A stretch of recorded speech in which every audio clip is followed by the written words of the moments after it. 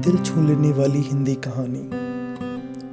एक मेहनती और ईमानदार नौजवान बहुत पैसे कमाना चाहता था क्योंकि वह गरीब था और बदहाली में जी रहा था।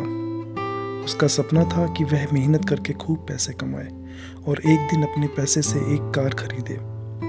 जब भी वह कोई कार देखता तो उसे अपनी कार खरीदने का मन करता।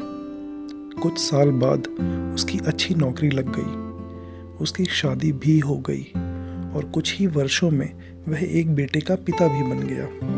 सब कुछ ठीक चल रहा था, मगर फिर भी उसे एक दुख सताता था कि उसके पास उसकी अपनी कार नहीं थी।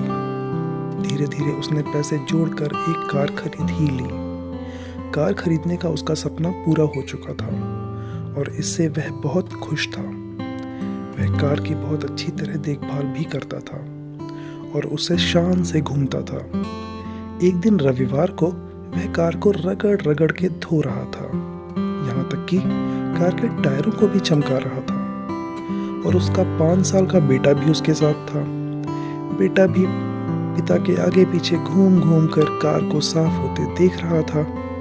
कार धोते धोते अचानक उस आदमी ने देखा कि उसका बेटा कार के बोनट पर किसी चीज से खुरच खुरच कर कुछ लिख रहा है। यह देखते ही उसे बहुत गुस्सा आया और वह अपने बेटे को पीटने लगा। उसने उसे इतनी जोर से पीटा कि बेटे की हाथ की एक उंगली ही टूट गई। दरअसल वह आदमी अपनी कार को बहुत चाहता था और वह बेटे की शरारत को बर्दाश्त नहीं कर सका। बाद में जब उसका गुस्सा कुछ कम हुआ तो उसने सोचा कि जाकर देख लूं कि कार में कितनी खरोच लगी है। कार के पास देखने पर उसके होश ही उड़ गए। उसे खुद पर बहुत गुस्सा आ रहा था। वह फूट फूट कर रोने लगा। कार पर उसके बेटे ने खुरच कर लिखा था, पापा आई लव यू।